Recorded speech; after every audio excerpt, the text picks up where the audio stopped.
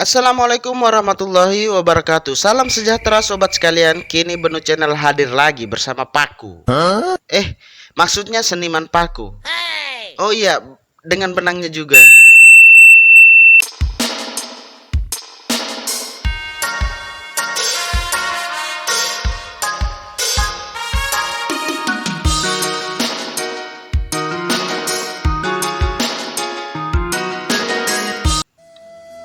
Pada pandangan pertama, ini bisa terlihat seperti benang. Tetapi saat Anda mendekat, ternyata memang benar itu adalah benang.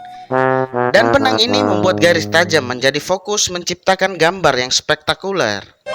Debbie Smith adalah seniman tekstil asal Irlandia yang paling dapat dikenali dari gambar utas yang dia buat. Ini terlihat seperti gambar dan gambar ini dibuat dengan benang. Dan benang biasanya untuk menjahit. Terus benang itu dirakit pakai pemukul dan paku. Kalau pemukul dan paku itu biasanya pekerjaan tukang bangunan. Terus Debbie ini termasuk dalam golongan yang mana? Penjahit, tukang bangunan, atau pelukis? Atau tukang bangunan yang menjahit pelukis, atau pelukis yang menjahit tukang bangunan?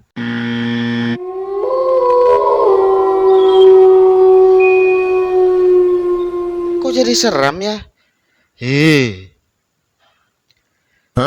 Karya seni kontemporer yang ceria namun canggih ini dibuat dengan memukul kepala paku pada media yang sudah digambar secara halus. Setelah itu, Debbie mulai merangkai benang melintasi barisan paku pada media.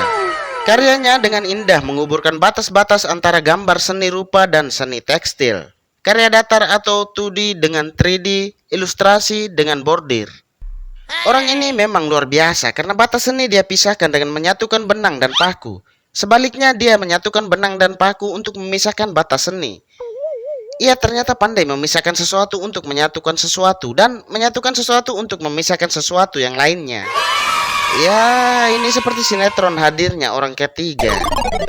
Jangan bahas lagi soal sinetron. Kita fokus pada penjahit ini saja. Tukang bangunan ini. Maksudnya pelukis ini. Terserah sobat sekalian menyebut profesi orang ini apa. Saya juga bingung sendiri untuk menyebutnya. Terlepas dari kerumitan proses yang panjang, saya mencoba menangkap perasaan energi yang spontanitas yang luar biasa. Amazing dah buat Debbie. Debbie berkarya dengan baik, membuat instalasi galeri dan bekerja untuk interior rumah. Gayanya yang unik cocok untuk lingkungan perusahaan, ruang publik, tampilan jendela, desain set, desain grafis, dan ilustrasi. Kolaborasi dengan arsitek, desainer interior, dan praktisi kreatif lainnya, Debbie mendorong cakupan karyanya lebih jauh lagi. Saya merasa seolah-olah saya mengeluarkan benang dari zona nyamannya, menampilkannya dalam skala yang monumental dan menciptakan tampilan yang menarik. Dan dalam beberapa kasus menimbulkan efek yang mencengangkan.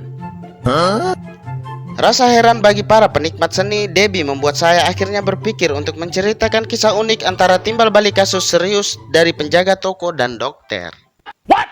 Mau dengar gak kisah balas dendam terindah? Kalau emang mau, ada syaratnya. Dan syaratnya mudah saja dengan like, komen, dan subscribe. Kalau emang sudah pencet, baru saya akan ceritakan.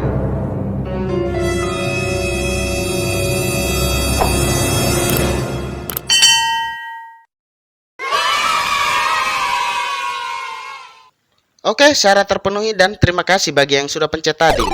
Bagi yang belum pencet dan mendengar kisah ini, saya ucapkan selamat menunggu buffering dan semoga HP-nya cepat lowbat. Kisah ini saya ceritakan dari Larantuka, Flores Timur, Nusa Tenggara Timur. Terlihat seragam kerja berbordir dengan tulisan Toko Jaya Larantuka dikenakan oleh seorang pria tanpa sengaja pingsan di tempat kerjanya. Ini bukan karena pekerjaannya, namun pria ini memang sering mengalami hal tersebut dalam kesehariannya. Karena masih pingsan dan tidak bisa ke rumah sakit umum Dr. Hendrikus Fernandes Larantuka, maka pemilik toko yang baik dan bijaksana itu pun mengambil langkah pertolongan pertama pada anak kerja di tokonya, dan si pria itu pun sadar kalau tadi itu dia tidak sengaja pingsan. Karena kasus ini sering terjadi, maka pemilik toko yang baik dan bijaksana tadi memberikan izin dan ongkos pada pria ini untuk memeriksakan kesehatannya pada tempat praktek dokter di depan TPI Larantuka. Setibanya di tempat praktek dokter ini, Pak dokter terlebih dahulu memeriksa kesehatan pasien dan sering menemui pasien dengan kejadian dan kasus yang sama. Setelah memeriksa, sang dokter dengan sengaja bertanya pada pria ini, Memangnya kamu sakit apa? Saya suka pusing-pusing dan suka pingsan juga, dokter. Oh, kalau kamu memang suka, silakan diteruskan saja. Si pasien sangat heran dan bingung. Pak dokter langsung memberikan obat serta berkata, "Bro, kamu itu terlalu banyak pikiran.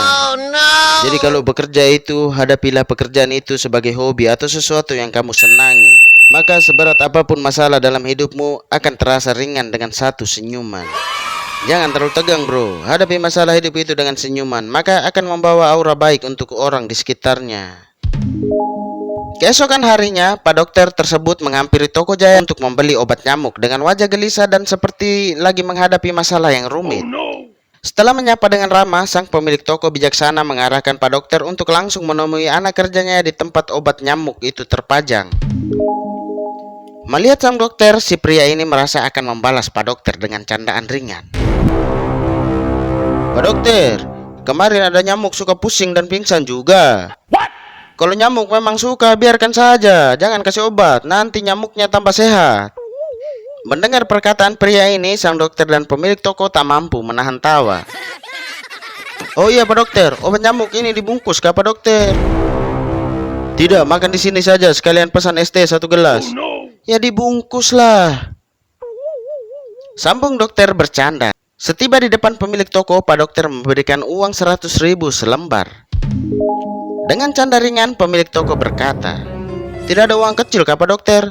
Soalnya saya juga punya uang besar semua nih, baru bongkar dari kontainer tadi pagi."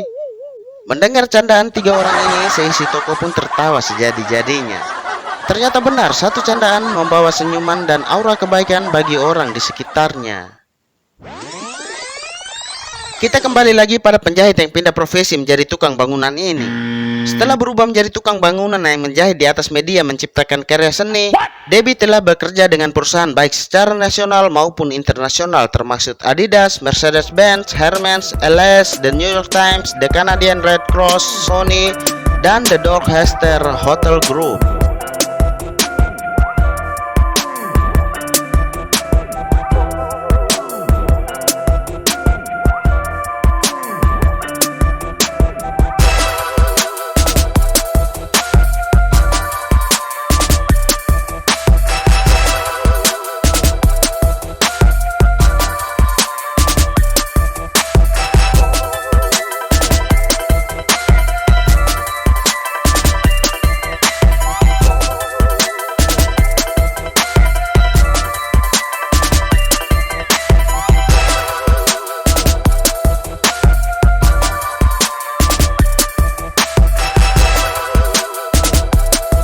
Debbie Smith belajar seni, pekerjaan manual, dan desain, belum lagi tekstil kontemporer di Sekolah Seni Wales sejak 2009.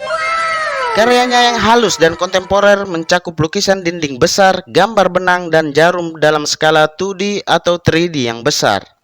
Dengan hasil rakitan benang dan paku ini, Debbie dapat menghasilkan sekitar 1.000 sampai 3.000 dolar atau berkisar 14 juta rupiah sampai 42 juta rupiah hanya dengan paku dan benang.